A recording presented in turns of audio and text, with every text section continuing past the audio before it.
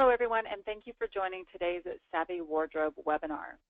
If you've ever found yourself standing in front of your closet, which is overflowing with clothes, and heard yourself complain that you have nothing to wear, then today's webinar is going to be worth your time. This session is not about fashion. It's about how to streamline your closet and build a collection of clothes that you love to wear. My name is Melissa Tossetti, and I'm the founder of The Savvy Life. And for the past 10 years, I've been teaching Savvy Living through webinars such as this one, as well as in-person classes all over the United States. When I'm not teaching, I spend my days working one-on-one with individuals and families to help them plug their financial leaks, to streamline their spending, to create spending plans, and most importantly, I teach them how to live within their plans. At this point, I've worked with over 450 clients in almost every state of the U.S. One quick housekeeping matter before we get started. Your phone should have been muted as you logged in, and that's to keep the background noise to a minimum. I'm going to finish with 10 or more minutes to spare. So if you have questions, if you could type those questions in the questions section of your screen, that will allow me to get right to those questions in the last few minutes, okay? All right, so let's get started. In today's presentation, I am going to give you a brief introduction of what the Savvy Life is, what that means. I'm then going to talk about how do you start building a Savvy wardrobe. And then from there, we're going to talk about clothes shopping strategies, how to spend smart when shopping for clothes, how to make your dollar go as far as possible. All right, so an introduction to the Savvy Life. Well, living a Savvy life starts with the Savvy Life philosophy, and that is to save on the things that are not as important to you so you can focus your spending on the things that are important to you. And the example that I always give of the Savvy Life philosophy in action is how my husband Paul and I put it into play around travel. It's really the #1 area where we want to focus our spending. And so many years ago, we looked around at our life, the life we were living, and we looked for areas where we could easily streamline our spending without negatively impacting our quality of life. And we easily identified a couple of areas to start, but there was one area in particular that was the most positively impactful on allowing us to put this philosophy into play, and that is on cars. Cars really are not important for Paul and I. They're simply tools for us to get from one point to another. And so many years ago, we made the conscious decision that when it was time to replace one of our cars, we would purchase nice, reliable, used cars. And the money we saved by not having two separate, $300-400 a month car payments, we put a fair share amount of that toward our travel savings account. And that simple philosophy has so far taken us on cruises, travel all over the U.S., Canada, to Scotland, Orkney, China, Italy, on and on. The philosophy is really that simple. By identifying what is important to us, in our case, travel, we also identified what isn't important to us, in our case, new cars, figured out a way to save on new cars so that we could focus so much more of our money on travel, allowing us to see so much of the world. It's a simple strategy, but when implemented, it has a huge impact. Identifying when to save and identifying when to spend, what that does is it amplifies the power of every dollar and is one of the keys to living a Savvy life. Now, one of the things that I've learned over the last 16 years of living this lifestyle and the last 10 years of writing about it, teaching it, and working one-on-one with clients is that I've learned that money affects everything. Like it or not, money affects everything. It affects where we live, what we eat, how we dress, what we do with our free time, what we can give back to our community. Because what you spend in one area directly affects how much money you have left to spend in other areas of your life. And this is the exact reason why I teach personal finance from what I call a lifestyle perspective and focus not just on those day-to-day money skills that are critical, right?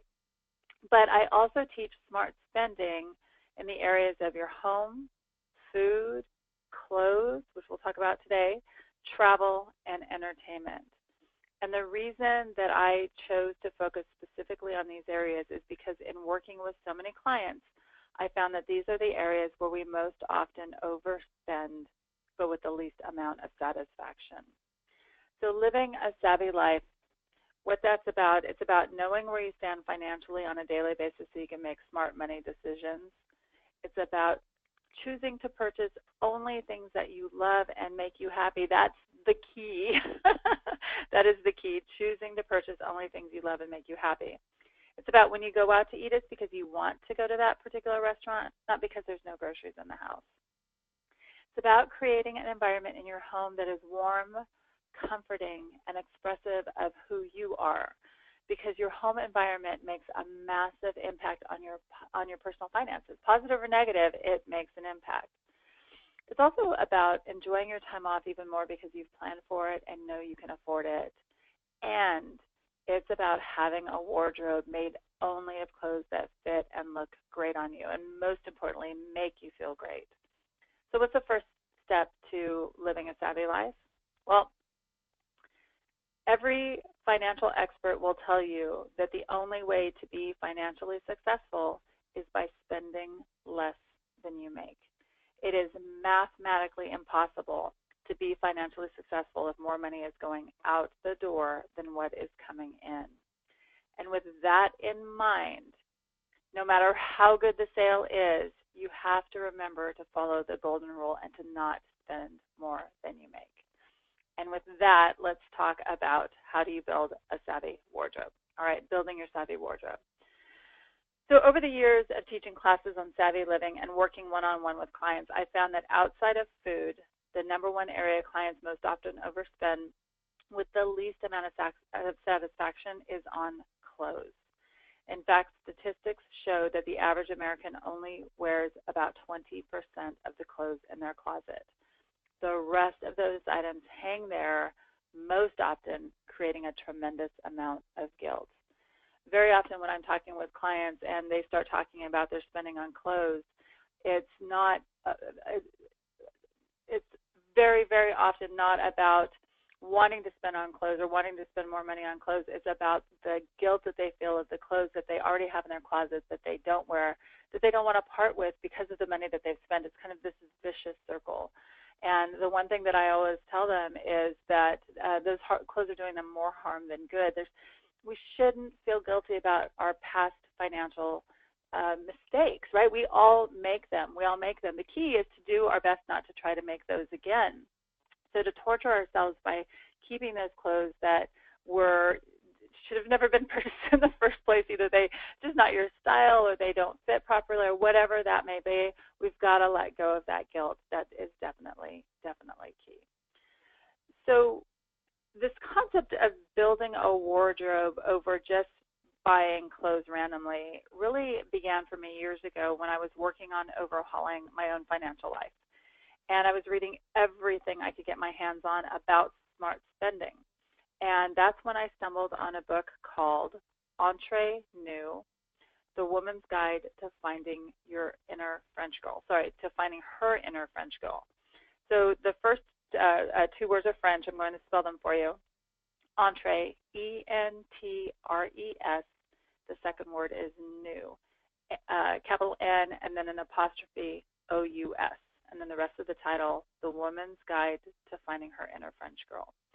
The author is Deborah Olivier, and she wrote the book based on her experience of being an American. She married a French gentleman and moved to France. And I want to say she ended up living there for about 12 years and was just baffled by the huge cultural differences between Americans and the French.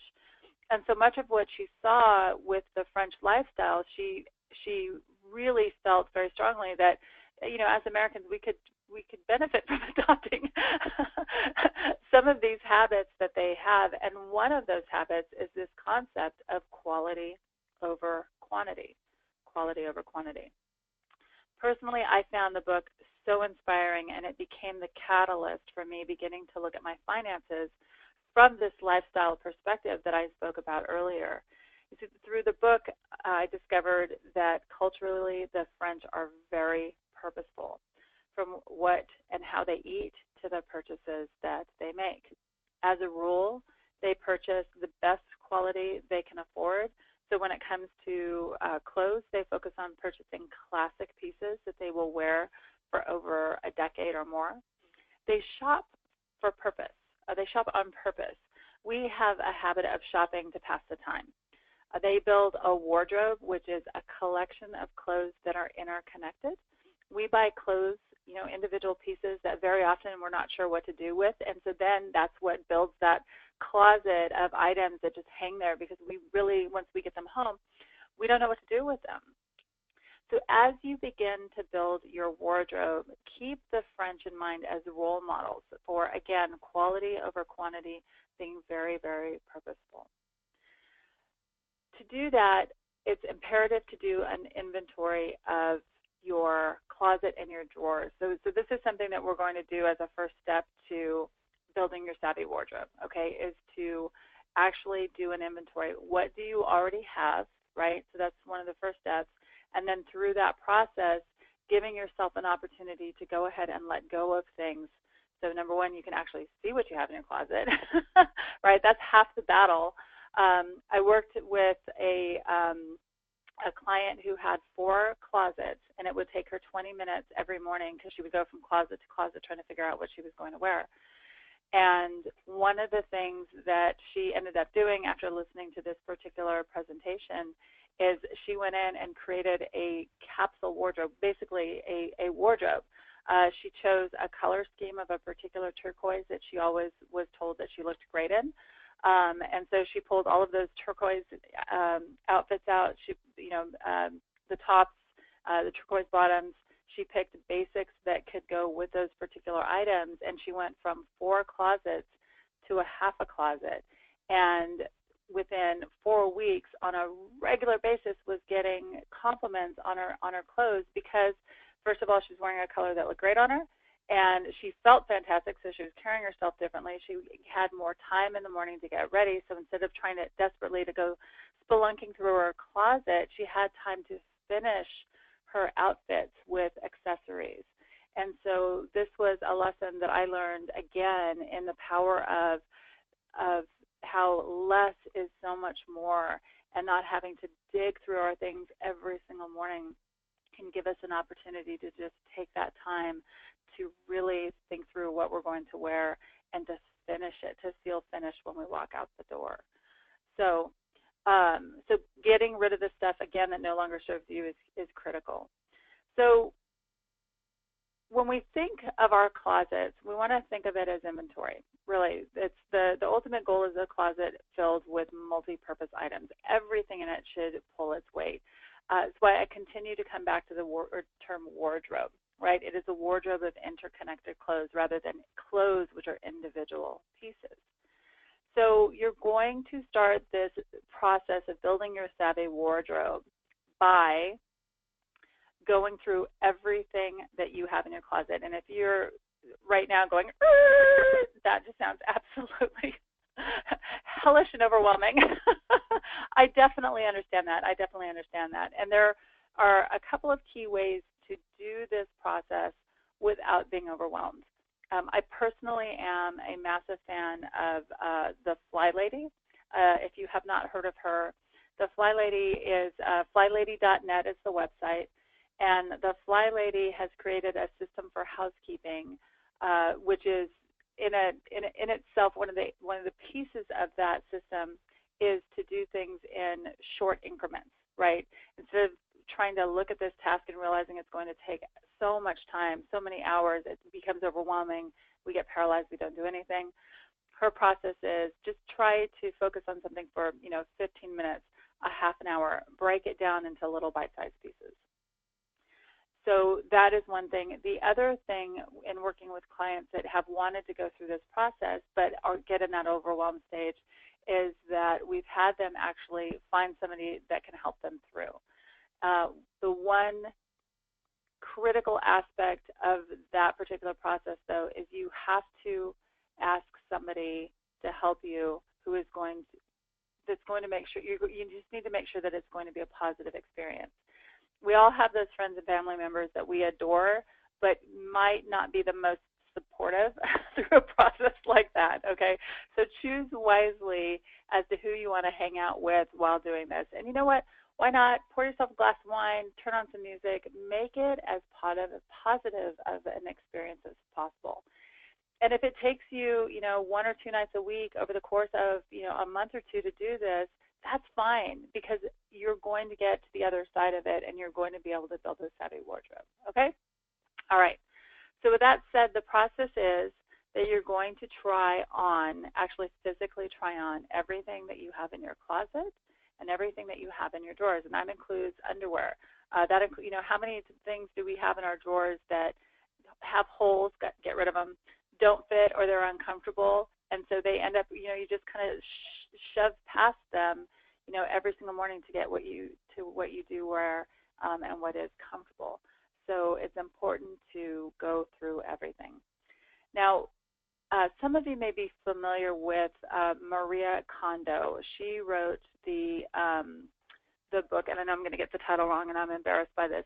I believe it's The Magic of Tidying Up. I think I'm missing a word there. But her name is Maria Kondo. Her name's listed right here. And she wrote this amazing book. And the gist of the book is that everything in our closets or everything in our homes should give us joy. Now, obviously, your mixer in your kitchen may not necessarily give you joy, but that's a need, right, so that you can cook, put food on the table. But the other things in your life, the purchases that we choose, the clothes that we purchase, the items for our home, everything should just give us absolute pleasure. Well, that's one thing to think about as you're going through your closet. But there's something else from her that I took from that particular book that I took and have implemented in my own home that is incredibly powerful, and that is that as you're going through your clothes, don't pull out one item and look at it and make the decision whether you want to keep it or whether you want to get rid of it. Her belief is that you should pull everything out of your closet. If it's your clothes that you're going through, pull everything out of your closet. And I firmly believe everything needs to be tried on. You want to see how comfortable it is. But when you're looking at everything in a pile versus kind of looking at everything hanging in your closet, you make different decisions. You see those things differently. I can't explain it any better than that. I keep a pretty streamlined closet and have for the last 10 or 12 years. But I did this process with my books, which I also thought I was very streamlined about. There is a bookcase in every single room in our house. I'm staring at 2 of them in my office here. And on a regular basis, I would go through maybe every 6 weeks, 8 weeks, and take books to our favorite used bookstore because we would get credit for the books that we bring in. And so I was always very motivated to be streamlined in the books that I have. Well, about 3 weeks after I had done that process, right, I had taken a bunch of books to No New Books in Mountain View, California. I had read her book, and I thought, what the heck, let me try it with my books. And so I went through our entire house, and I pulled all of my books out, and I put them on my bed, and I was afraid my bed was going to collapse. I didn't really realize just how many books I had. And there was a couple key things that came out of that. First of all, I realized that I had 4 different, so I had 2 copies of 4 different books.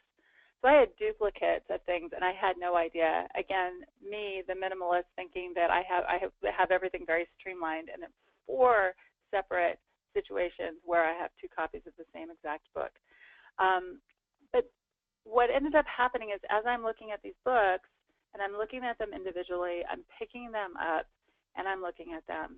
And I ended up taking 9 bags of books.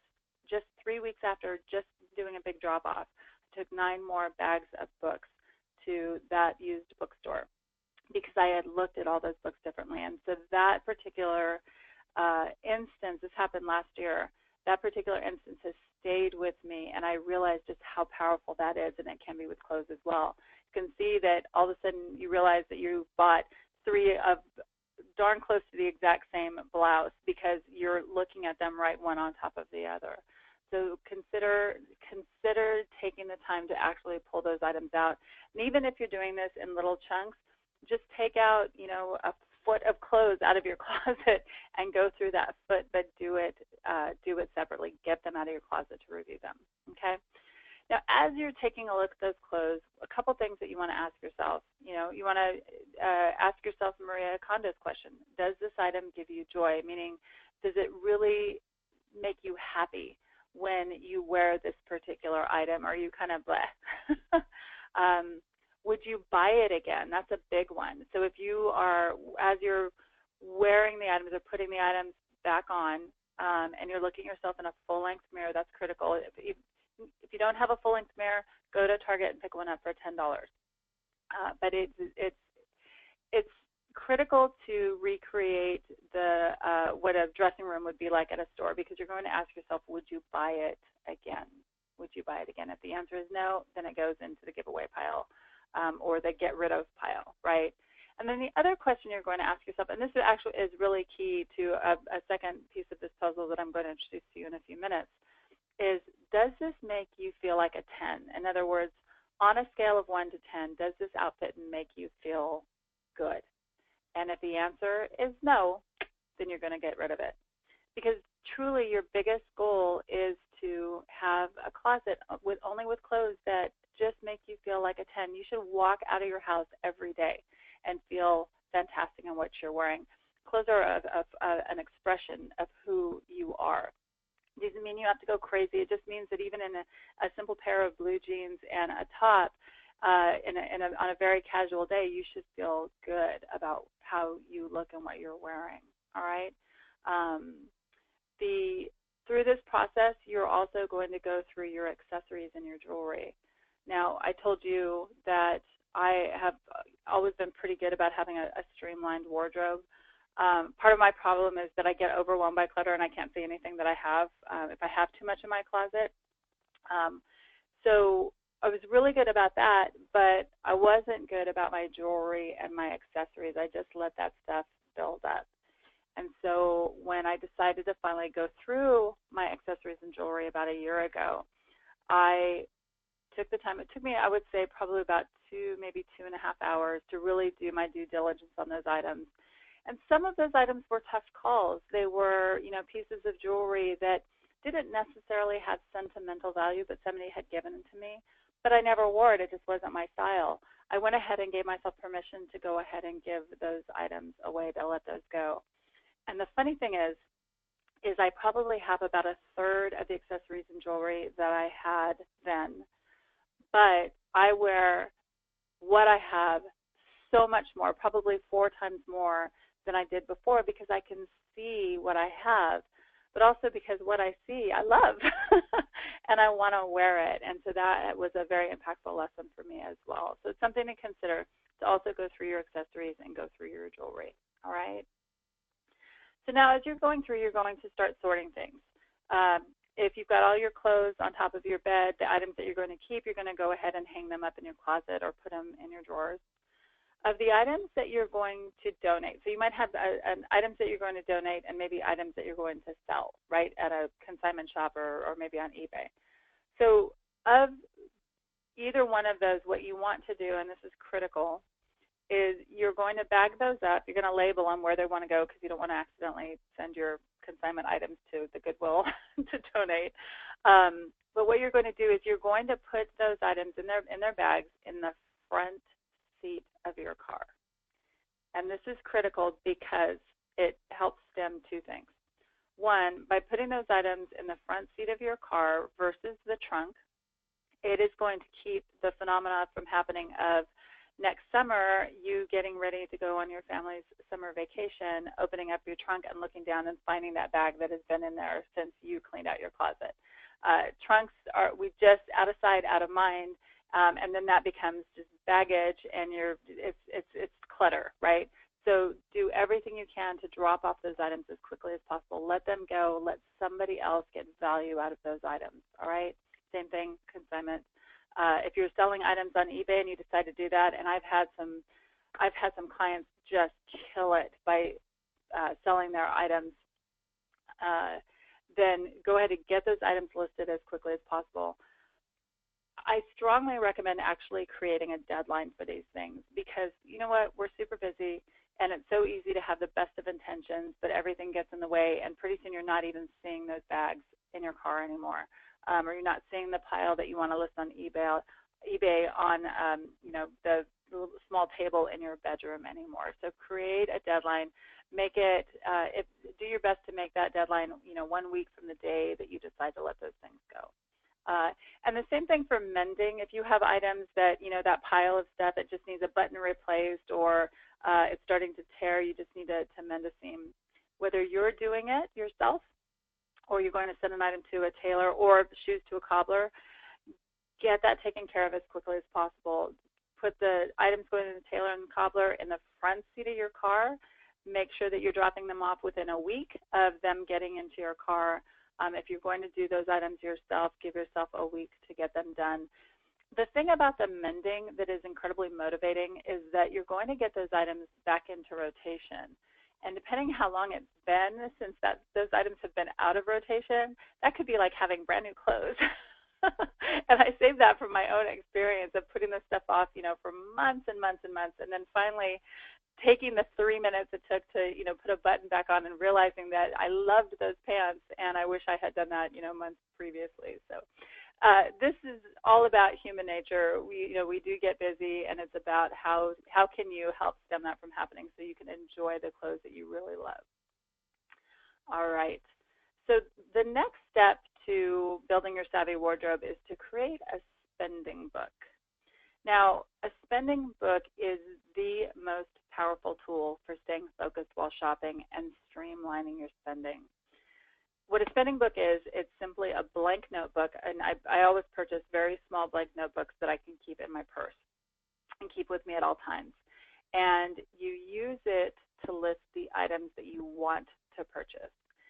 You can also create a list on your smartphone using an app like Evernote. Evernote is spelled E, V as in Victor, E-R-N-O-T-E, Evernote. I have a lot of clients that use that for their spending book. For me, I'm tactile. I actually like to write things down, and so an actual little notebook works best for me. So you just decide what's going to work best for you. But the spending book, as I said, it helps you keep you focused and ensures that you're spending money on the things that you want rather than getting distracted by what catches your attention while shopping. So when you think about something you'd like to purchase, as an example, that could be something like a pair of boots, like casserole dish, an outfit for an upcoming wedding. You're going to write that item in your spending book, okay? This is also an excellent place to keep the details of your purchases that you need to make, such as the dimensions of a frame that you need to purchase, the type of ink your printer uses, the type of light bulbs that your lamp needs. My spending book and the details of those types of purchases, regular purchases, have saved me again and again and allowed me to actually make a purchase at the time that I was able to find something at the price that I wanted to buy. I had all the details so I could make that purchase confidently. So as you can imagine, a spending book is the perfect tool to keep you focused on purchasing the items that you need to flesh out your wardrobe. So what you're going to do is you're going to start by writing down the items that need to be replaced. Okay, so as you were going along, you quite likely got rid of stuff that were kind of key pieces to your wardrobe, but they didn't make you feel good, right? So that could be, a pair of pants, whatever that might be. You're going to write down the items that need to be replaced first. Those are the first ones that you want to make sure that you're focusing on purchasing. Then you're going to write down what's missing. A couple examples of that could be the right shoe for the pair of pants that you haven't been able to wear because you don't have the right size shoe.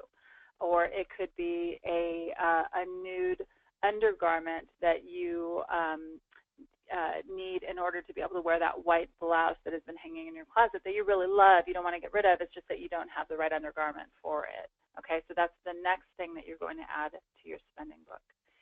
And then from there, you're going to just write down the things that you want. It could be the things that have kind of caught your attention as you've gone along. They're not necessarily things that are going to interconnect with what you have right now, although those are the first things you're going to focus on. But when your wardrobe has been fleshed out, it's going to be the next items that you want to add to your wardrobe, okay, the next outfit that you want to build, okay. focus forward. So now, what happens if you want to get rid of everything, all right? And you've basically created an emperor's wardrobe. Well, before you go to work with no clothes on tomorrow and end up getting fired for that, rightfully so, what you're going to do in this particular situation, and this does come up a lot, there's, a lot of people are just absolutely dissatisfied with the clothes that they have in their closet. So what you're going to do is you're going to keep the items that were anywhere from a 5 to a 9. Okay, so what that means is, if you'll remember, as you were going through your closet of each item, you were asking yourself, does this make me feel like a 10 on a scale from 1 to 10? So keep the 5s through the 9s. Write down what those items are in your spending book so you can focus on replacing them. And then the next piece of this, and this is critical, is the minute you replace that item, get rid of it. Put it in your car so that you can donate it. The last thing you want to do, and I just realized I forgot to mention this earlier, is the other reason it's so critical to not keep items that you want to donate or sell in your closet, right? Very often we'll have our pile in our closet of these items, or the bags in our closet of these items, is that you'll have that day where you maybe might be a little bit low on clothes, and you decide to start going through those bags, and pretty soon the items that you wanted to get rid of end up getting back into rotation in your clothes and diluting the wardrobe that you worked so hard to build. Okay, so get rid of those items the minute that they are replaced. So now that you have defined what you need to purchase to flesh out your wardrobe, it's time to start talking about savvy shopping. Okay, talk about savvy shopping. Now, this particular quote, buy less, choose well, make it last. I love this quote for many, many reasons. Buy less, right? Streamline your spending, only buy what is going to just make you blissful. Choose well, look for quality items, the best that you can afford to make sure that they last as long as possible. But that last item, make it last, meaning take care of what you have. Take care of what you have. I worked with I was hired by a woman to work with her adult daughter. She was putting her adult daughter through fashion school in San Francisco, and her adult daughter really had no concept of spending, which, right, a lot of us were not taught these skills.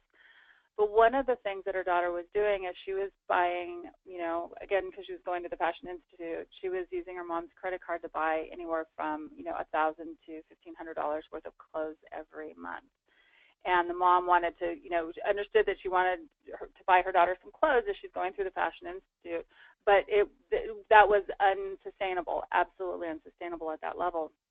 But what really killed her mom, and I felt this as well, was that the clothes that she did purchase, they never saw a hanger once she wore them the initial time. In other words, she really had no respect for the purchases that she had made.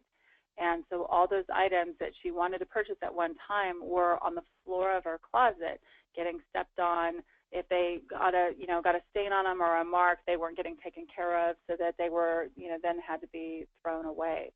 So just, of the clothes that you have, be respectful of them, hang them up, do what you can to make them last as long as possible, and just, enjoy them. Okay, that was a lesson I think that really stuck with me. Those were lessons that I learned from my grandmother, who went through the Great Depression, and my grandmother really valued everything that she had, and there's no reason when money is so ubiquitous now that we shouldn't as well. So anyway, that's like I said, that's always stuck with me.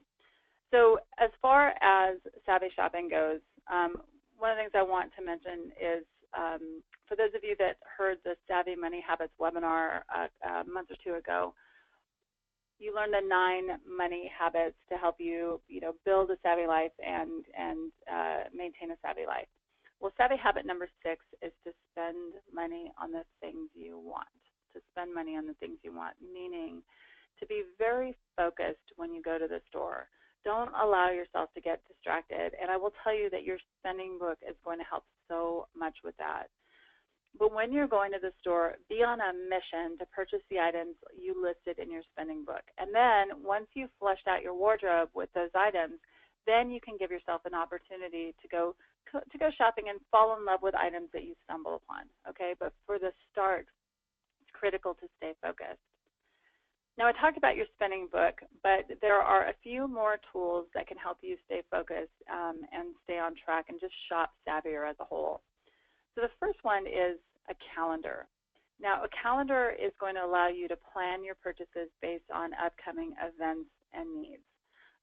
You might have a wedding that's coming up. I happen to have my friend Erin and Jonathan. They're getting married in about 7 weeks in October. So I've had, I need to purchase an outfit for their wedding. Holidays that are coming up that maybe you want to wear something special, or travel. Maybe you need a new bathing suit if you're going to a place that's tropical.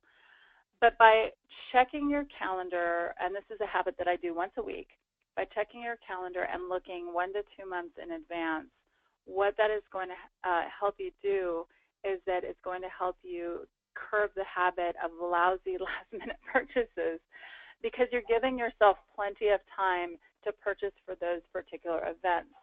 So once you've identified, oh gosh, Erin and Jonathan's wedding's coming up in 7 months, what I need to do now is I need to plan to go shopping.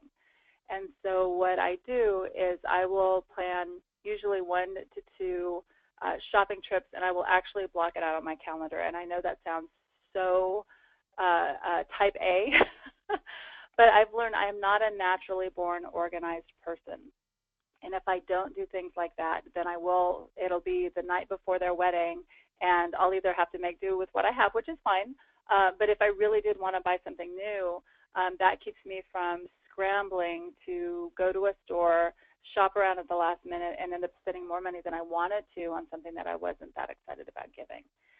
And that, before I started paying attention, really focusing on my spending and living and creating this savvy life, that happened to me 3 separate times and 3 separate weddings. So I know how easy it is for time to go by and you realize, oh, you have to scramble in order to make those purchases. So this helps to prevent that, okay? So your calendar. Again, that habit is to sit down once a week. This is something that I do Friday mornings, and look forward. What are the purchases that need to be made? And that's anything from clothes to, it could be, suitcases that you need for a trip, whatever that might be. But just give yourself an opportunity to be proactive in your purchases rather than reactive, all right?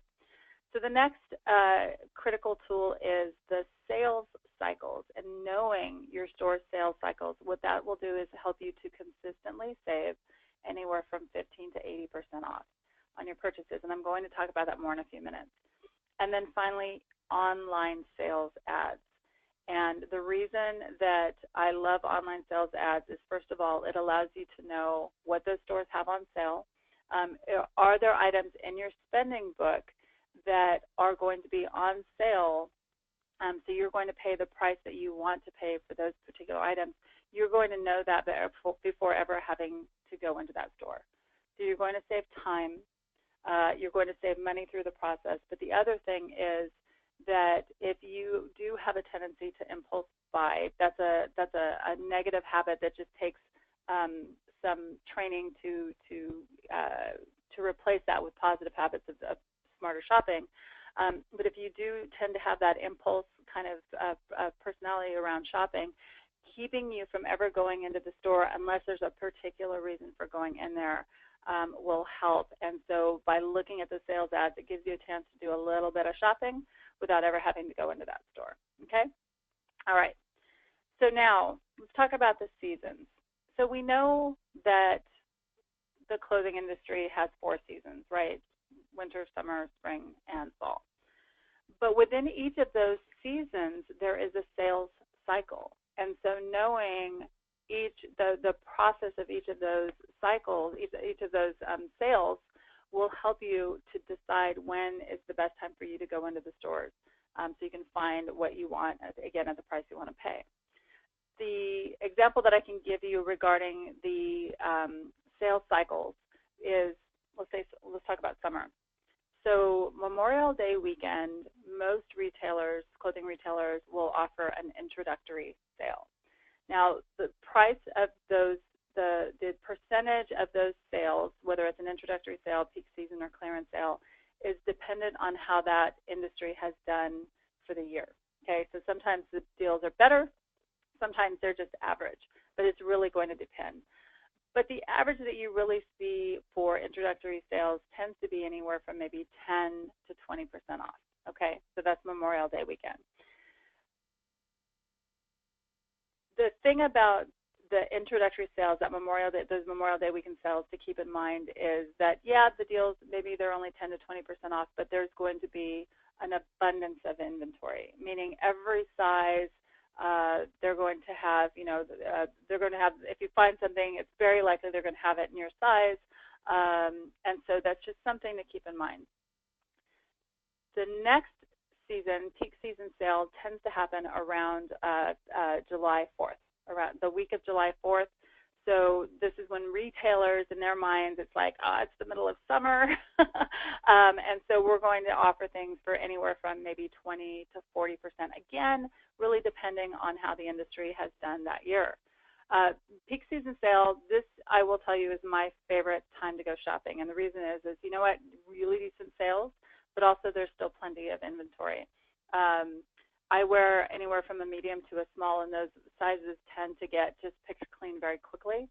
And so I find that if I wait for certain items until they're on clearance, it's very likely that they're gone. So really, this is personal preference.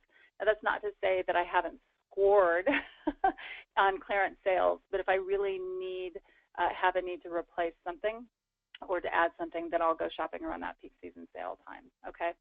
And then finally, what happens is July 5th, according to the retail industry, summer is over, kids should be back in school, and the reason is because they make the majority of their money on back-to-school sales, a good portion of their money on back-to-school sales. And so they want to get rid of the summer items more than any other time of the year. They want to get rid of the summer items, clear the floors so they can get those back-to-school clothes on the floor. And this is when you're going to see with clearance sales, typically, every week those sales will drop a little bit more and a little bit more. If not every week, then every other week until they're gone. So again, you know what, you can score some fantastic deals. This is when you're really seeing things, 50% off and 60% off, going up and up and up. And be willing to go spelunking for what you want. Be willing to really dig for what you want. And the possibilities are that they will be there, but again, just be mindful, depending on your size, you may want to shop a little bit earlier just to make sure that there's an abundance of your size there, again, at the price you want to pay. All right. So our grandmothers really had it right when they went shopping. They had this process where, let me give you an example with my grandmother. So I adore my grandmother. Wonderful. I was so blessed to live on the same property, the same farm that across the street from them. Learned so many amazing things. And one of the things that I loved was listening to her talk about how when they would go to purchase new clothes when she was, a teenager and a young adult, they would go to a store and somebody would help them and walk them around the store, and they would buy an outfit from hat to gloves to shoes. They bought a complete outfit. That's the way that it was back then. Now our clothing styles have changed, right? We're not wearing the suits like that they did, when she was a young woman. But that doesn't mean that we can't still do the same things. That we can't still, when we're thinking about purchasing clothes, we're doing it with this complete outfit in mind.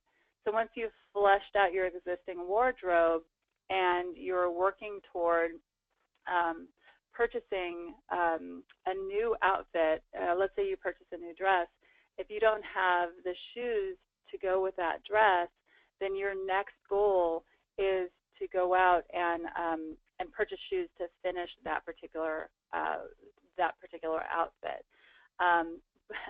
Keep that in mind. Again, you buy a new dress if you don't have the shoes or whatever it is that you need so that you can wear that dress before you're purchasing any other rogue items.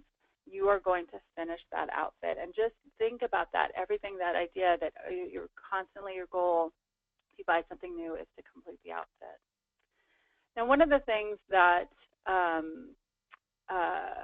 I learned, and this is actually, I stumbled on this on the internet, was this concept of a 5-piece French wardrobe. You may have heard about this before. So this is when, once your wardrobe is fleshed out, the technique to a 5-piece French wardrobe is that you are allowed to purchase 5 new items every 6 months. And typically, with the folks that implement this, they typically do that in the fall and in the spring. Now, the idea is that if you're adding 5 new pieces to your wardrobe every month, so this doesn't count your basics. So, for example, if you need to replace an item in your wardrobe, it could be like, a pair of pants that are beyond saving, right? But they're a key piece to your wardrobe. Then replacing that item does not count against your 5-piece French wardrobe. Okay, this is only for new items that you're adding too.